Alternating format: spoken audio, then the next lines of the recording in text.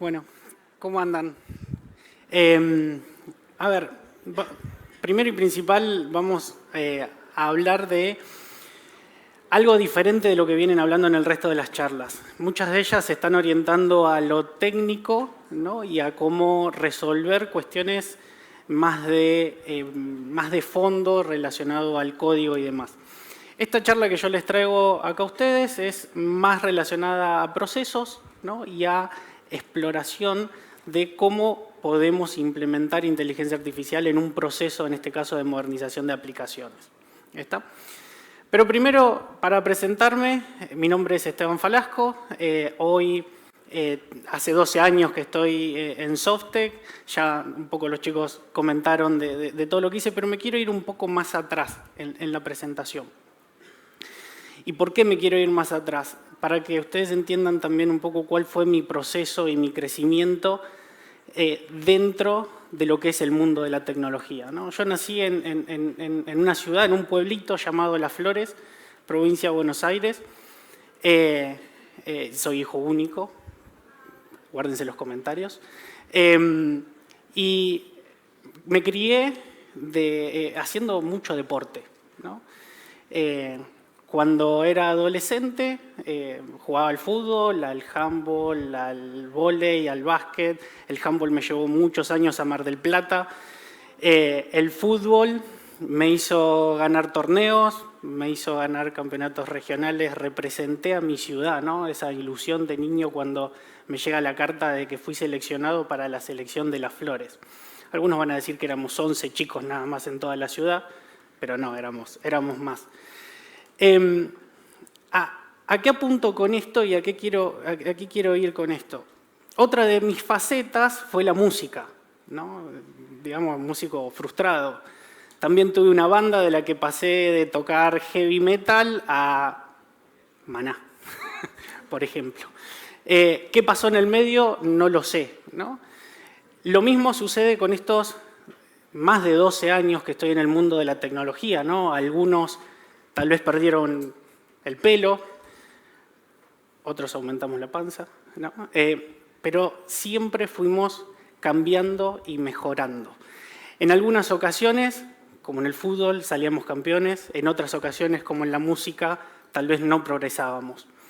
A lo que quiero ir con esto y lo que quiero que tengan durante toda la charla es que todas esas facetas que hemos tenido o que he tenido y que seguramente ustedes también deben de tener de su infancia, hace de que ustedes tengan errores y aciertos. Y que sean más los errores que hayan cometido que los aciertos, pero esos errores son los que los llevan a los aciertos. Y dentro de lo que es la modernización de aplicaciones, en el tiempo nos ha hecho cometer más errores que aciertos. Entonces ahí es donde entra este mundo en el cual nosotros lo que intentamos explorar es cuál es la mejor forma de modernizar una aplicación. Obviamente que cuando hablamos de modernizar una aplicación hablamos de modernizar un proceso o actualizar, ¿no? Un proceso o reestructurarlo, migrarlo de una aplicación. Ahora, estuvieron hablando recién de soluciones, de microservicios, ¿no? Seguramente en otras charlas de Kubernetes. Perdón, me dijeron que no haga esto, pero no se ve en serio. La charla que sigue es la charla de Pablo, la de Pelado Nerd. ¿Está? Seguro que ustedes están ocupando el lugar para que no se los ocupe en la charla siguiente, que es mucho más interesante. La charla que sigue es de Kubernetes y modernizar una aplicación tiene una característica muy importante que es pasar de un punto A a un punto B utilizando todas estas nuevas tecnologías, ¿no? Desde Docker, desde Kubernetes, desde microservicios, desde soluciones en la nube. Entonces, acá es donde vamos a explorar un sinfín de opciones. Y muchas veces la pregunta que suele surgir es, ¿cuál es el mejor camino? Bueno, no hay un mejor camino. Y acá quiero hacer una referencia a Helen Newman, que ella en una de las entrevistas para el que no la conoce, es una desarrolladora y escritora muy famosa, muy conocida. Y en una entrevista dijo, construimos nuestras computadoras de la manera en que construimos nuestras ciudades, con el tiempo, sin un plan y sobre ruinas. Vamos a traducir esto último en 3 palabras, atado con alambre. ¿Cuántas veces tuvieron que decir, tengo que generar una integración porque esto no me funciona, va a un web service y que pase por ahí? ¿Está? Y atamos. Y eso después no funciona y seguimos atando, y seguimos atando. Esta frase es la razón principal por la cual decidimos y empezamos a modernizar. Y cuando modernizamos nos enfocamos en 3 procesos, en tres fases. La primera fase es la de planificación o discovery, en donde hubo una pregunta que dijeron antes y hay mucho de esto, ¿no? Es decir, ¿cómo modernizo una aplicación? ¿Cuál es la mejor manera de modernizar una aplicación? La mejor manera es adaptarse a un proceso. Ese proceso empieza por un discovery. Yo tengo que conocer la solución. Yo tengo que sentarme con el cliente y empezar a conocer la solución para saber qué es lo que tengo que hacer. Si es una aplicación monolítica, ¿cómo tengo que empezar a modernizarla? Tal vez el cliente está en una situación en la cual se me agota mi soporte en on-premise y necesito migrar eso a la nube para poder aumentar el ciclo de vida de soporte, ¿no? Por ejemplo, puede ser una de las funcionalidades. Y ahí tal vez en ese discovery ya el equipo que está implementando esto, ya en su cabeza empieza a sonar en la necesidad del cliente no es modernizar la aplicación, es salir del apuro del soporte que se le termina. Entonces tal vez va a ser una migración lift and shift, por ejemplo. Por otros lados, viene el tema de modernizar. Cuando decimos una migración lift and shift, no es modernizar. Modernizar es cuando nosotros incluimos en nuestra aplicación soluciones modernas de nube. ¿Está? Por ejemplo, si yo mi aplicación monolítica tenía un buscador, bueno, en vez de ese buscador estar desarrollado como está, utilizo un servicio de búsqueda que tenga otras funcionalidades, ¿no? Hablando de lo que conozco del mundo de Azure, tiene, por ejemplo, un servicio de Azure Cognitive Search que tiene no solamente la posibilidad de hacer búsqueda, sino que también tiene la posibilidad de poder agregarle un componente de inteligencia artificial. Entonces, el primer punto, que es la planificación, es sumamente importante. Si yo no planifico bien, si yo no conozco bien la aplicación, la implementación o la ejecución se me va a complicar un montón. Y ni hablar de la operación. Y cuando hablamos de esa ejecución, ya hablamos de que nuestra solución sí o sí tiene que entrar en un ciclo, en un proceso ágil de DevOps. Yo no puedo hablar de modernizar y migrar una aplicación a la nube sin poner su código fuente en alguna solución como GitHub, por ejemplo, para poder administrar el código fuente, ¿no? ¿Saben la cantidad de veces que nos ha pasado de llegar a un cliente y nos digan, esta es la aplicación? Bueno, fantástico. ¿Tenés el código fuente? No. Lo único que tengo es este zip. Y no sé si es lo que está implementado. Ya, primer problema.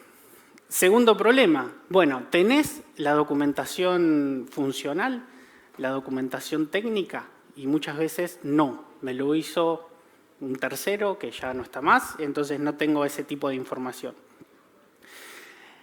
Siempre poniendo, ¿no? Son todas trabas que se van a ir dando en el proceso. Ahí no queda otra más que analizar el código fuente y empezar a trabajar sobre lo que hay. Pero en otras cosas, en otras situaciones, el cliente dice, tengo esta documentación y tengo esta documentación funcional y esta documentación técnica. Y te tira un correo electrónico con un repositorio en donde hay 200.000 documentos. ¿Está? Y vos planteaste el assessment para un mes. Entonces, ¿cómo resolvés la situación de explorar toda esa documentación ¿no? Para poder hacer el discovery de la solución y planificar correctamente. Ahí es donde entran todas las incógnitas y lo que hace que el equipo se tenga que estresar, el equipo tenga que sentarse a leer la documentación, tenga que ir con ida y vuelta de correos de mail para poder entender todas esas definiciones. Una vez resuelto eso, en la ejecución ya ahí sí o sí estamos hablando de que tenemos que plantear una base. Esa base es lo mínimo indispensable, el MVP, pongámoslo, mínimo indispensable para que esa solución corra sobre la nube. En Azure, por ejemplo, se llama Landing Zone. Esas actividades que se hacen para poder soportar la aplicación, ¿no? Es nuestro inicio del ciclo de vida de la aplicación. Generalmente ahí más trabajan las personas que son más de, yo no soy tanto del lado del desarrollador, soy más del lado del administrador, y trabajan los DevOps, ¿no? Los ingenieros los Cloud Solution Architects que se encargan de administrar todos estos servicios en la nube. Una vez que tenemos el repositorio en nuestra solución, en este caso, por ejemplo, GitHub Action se convierte en nuestro aliado principal, porque poder implementar una integración continua y poder implementar un despliegue continuo de nuestra solución a la nube es fundamental, ¿no? Y no importa si estamos usando GitHub, si estamos usando DevOps, GitLab, lo que sea, es importante de que eso en ese proceso está. No tener un proceso ágil de DevOps en el cual nosotros podamos tener esta aplicación en esta instancia y después cuando entra en el soporte empezar una mejora continua y una iteración, eso implica de que hoy estoy modernizando, pero tal vez dentro de un par de años volví al inicio. Si no seguí modernizando mi aplicación, si no seguí actualizándola, resulta ser de que me quedé en el tiempo. Entonces, otra vez tengo que volver a empezar. Entonces, obviamente es muy importante que en este proceso de modernización tengamos en cuenta todo este ciclo. Hay un punto muy importante dentro de la estrategia de innovación, que es una estrategia en donde se basa sobre las 5R, 6R. Distintos autores lo mencionan de distintas maneras, hasta 7. Inclusive, que es la forma en que nosotros definimos qué vamos a hacer con una aplicación, ¿no? Si la vamos a replataformar es, ok, tengo mi solución acá, en on-premise, me la llevo a la nube. Si vamos a refactorizar la solución, de decir, ok, ya la tengo on-premise, no la voy a pasar, no voy a hacer un lift and shift, sino que la voy a pasar en un modelo de plataforma como servicio, pero necesito refactorizar, necesito cambiar cosas en el código para que mi solución funcione correctamente en la nube, ¿no? Y ya cuando hablamos de reingeniería, ya bueno, es hacer tal vez la aplicación desde cero, tirarla a la basura y volver a empezar. Otra puede ser recomprar. Tal vez tengo una solución que la diseñé y resulta ser de que ahora esa solución tengo un enlatado que me lo resuelve y listo, se tira y se va por otro camino. Dentro de todo este proceso, es a lo que nosotros le denominamos el proceso de modernizar una aplicación, ¿no? Que obviamente lo que hay que tener en cuenta es que necesitamos hacer esto para una constante evolución. Como dijimos anteriormente, si yo me llevo la aplicación y la migro y no entro en un proceso de innovación continua, obviamente lo que voy a estar haciendo es salir del apuro en ese momento, pero no voy a estar modernizando esa aplicación, no voy a estar innovándola constantemente. Por ese mismo motivo es un proceso muy importante y que lo trabajemos más que nada por aplicaciones, áreas de negocio y demás.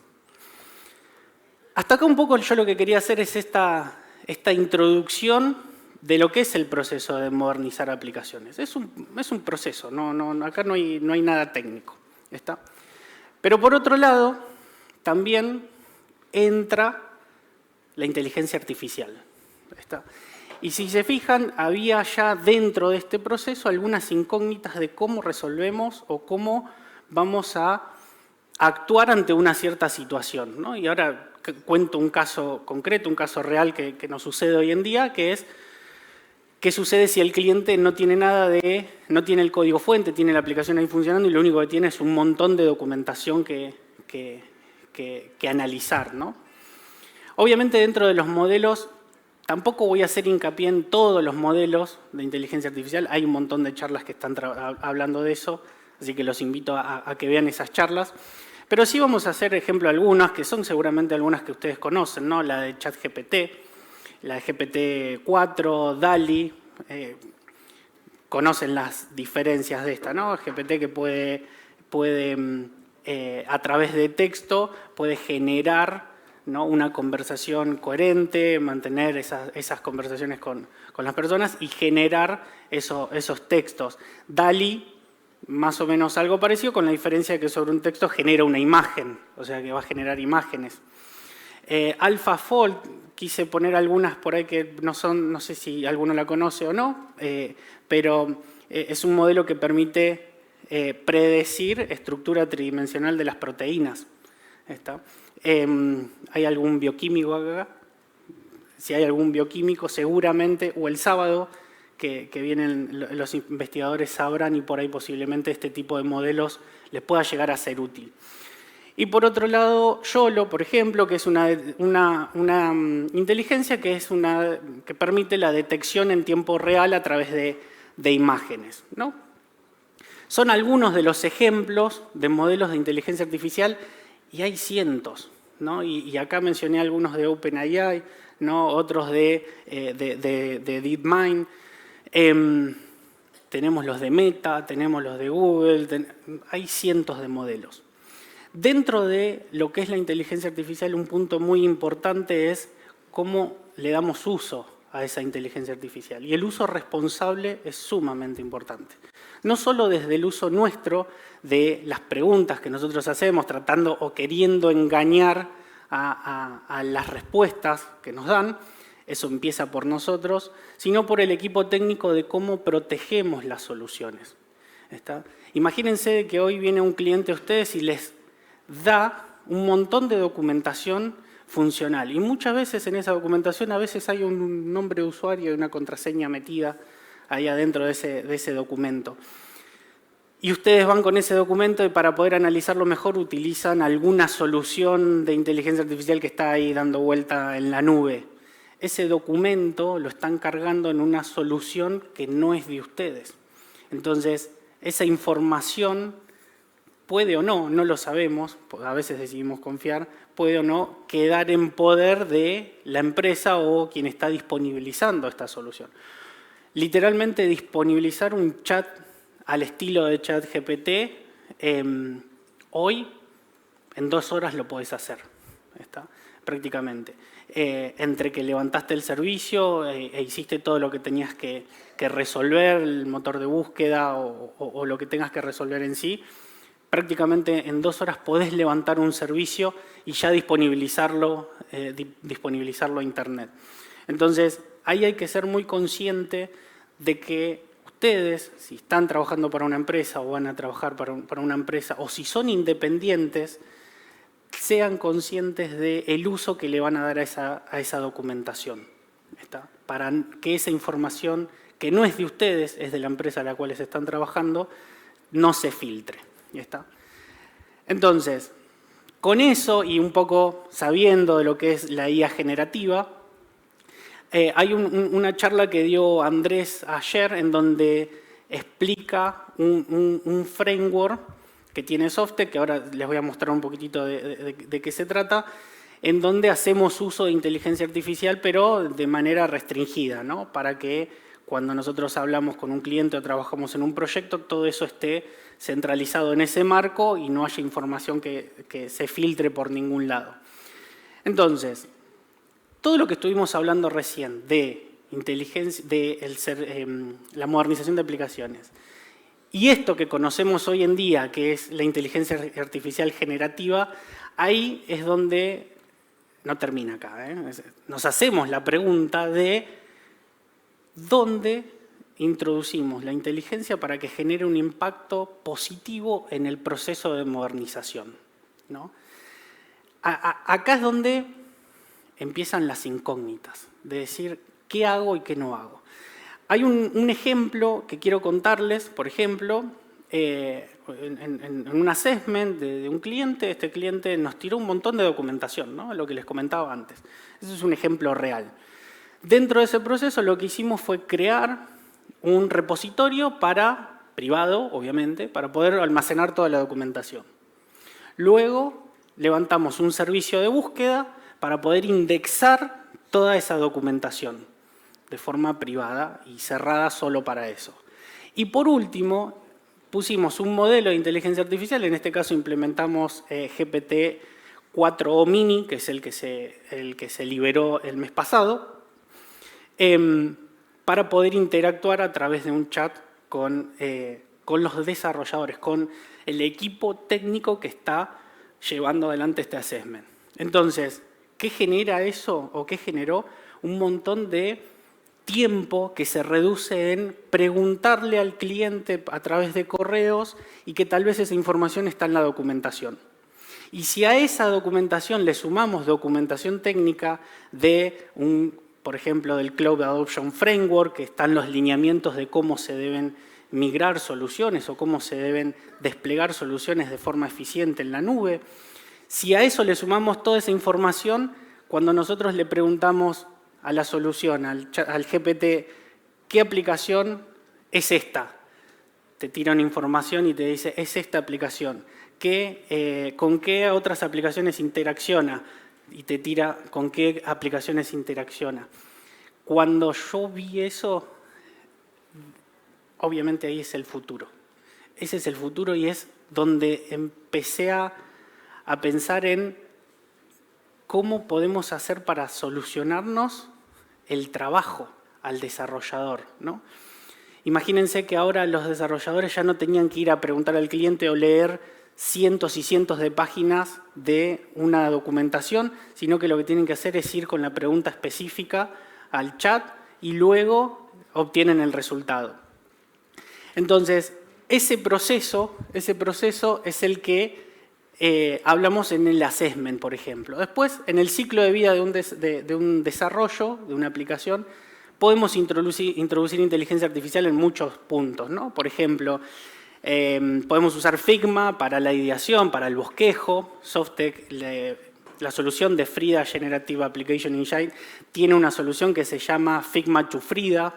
Es una solución que toma ese bosquejo que se hizo en Figma y traduce eso a código, ¿no? ¿Cuánto tiempo le lleva al desarrollador hacer eso? Entonces, antes había que hacerlo tal vez desde cero, copiando y pegando códigos y seguimos atando con alambre, ¿no? De ese código que tal vez estaba mal. Entonces, dentro de este proceso, dentro de este ciclo de vida del desarrollo, en cada una de las secciones nosotros podemos introducir inteligencia artificial, ¿no? ¿Qué es lo que yo quería lograr con esta charla? Y espero que así sea. Es, primero, despertar la duda en ustedes no solo del uso responsable de la inteligencia artificial, sino despertar la duda de, che, en mi trabajo o en mi empresa, en los procesos que hoy tengo, ¿qué es lo que podría yo utilizar con inteligencia artificial que me permita optimizar o modernizar los procesos empresariales? Y ya no nos enfoquemos solo en modernización de aplicaciones. El objetivo principal que pretendo con estas charlas es dejar en ustedes la incertidumbre, la duda, el objetivo fijo de que en cada cosa que ustedes hacen hoy en sus empresas o en sus empleadores puedan utilizar inteligencia artificial para optimizarla. Y yendo al inicio fallar es parte del proceso, equivocarse es parte del proceso. El tema es iterar, aprender y mejorar. En algún momento van a salir campeones como salí yo en la selección. Gracias.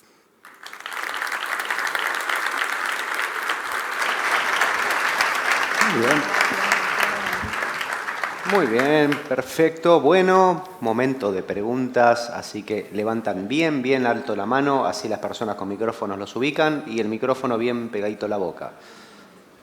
Ahí tenemos una. Hola, hola. ¿Qué tal? Gracias. Te quería hacer dos consultas. No me quedó claro la parte de cómo interpretan el código que obtienen con el chat GPT. Digamos. Una cosa es pasar una función que es bastante simple y otra cosa algo más complejo como todo el repositorio de un microservicio.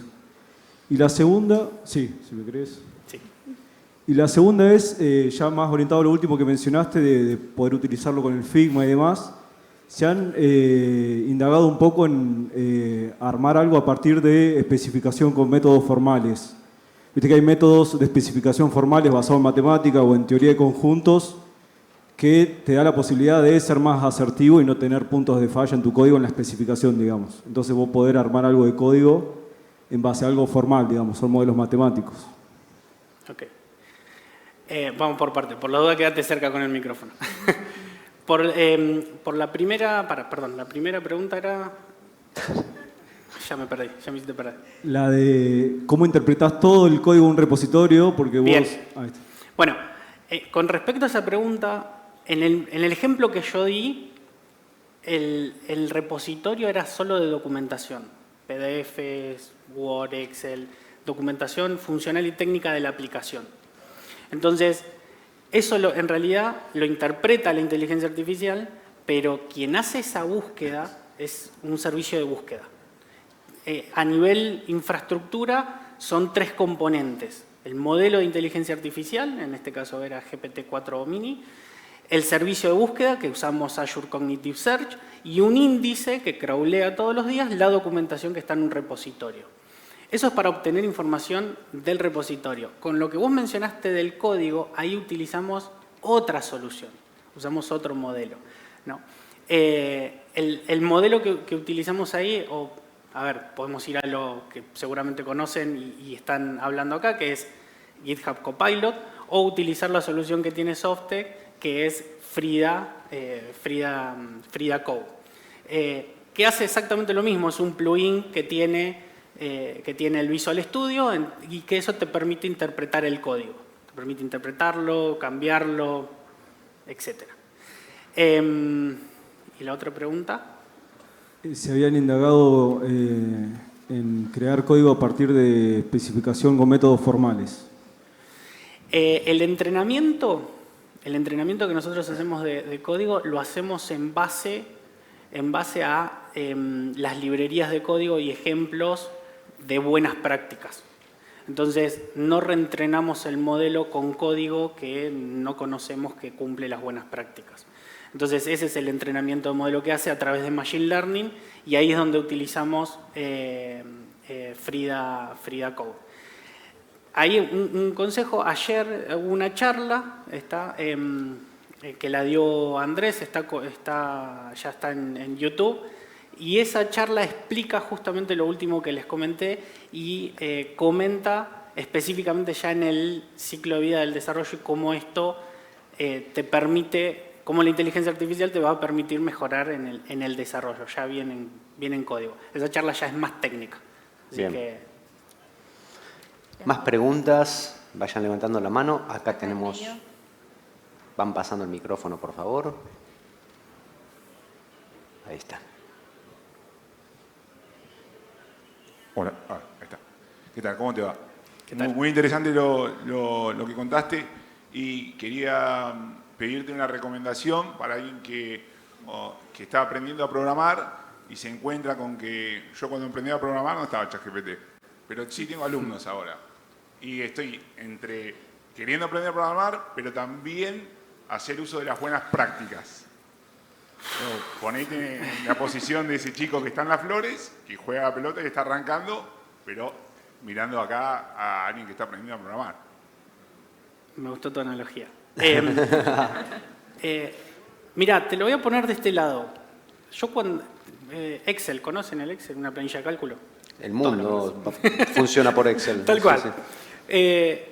Cuando yo aprendí Excel, a mí me enseñaron en un pupitre, ahí se me cayó el documento, a planillita, hoja cuadriculada y a escribir las funciones a mano.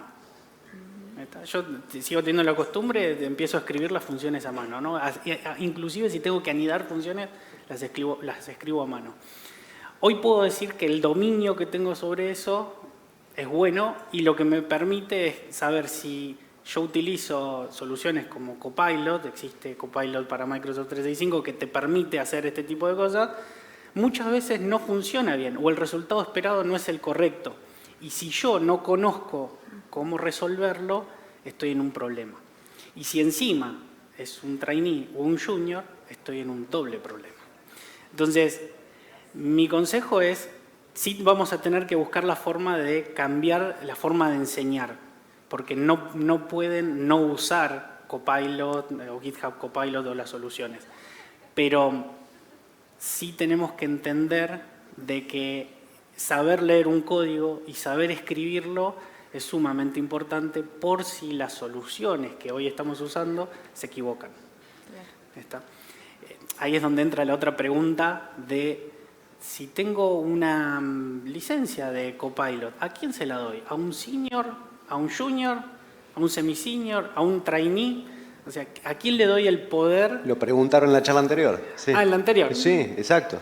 Bueno, y ahí es donde entramos en el... Hoy, obviamente todo esto está en exploración, ¿no? Todos estamos explorando y dando licencias para ver cómo funciona.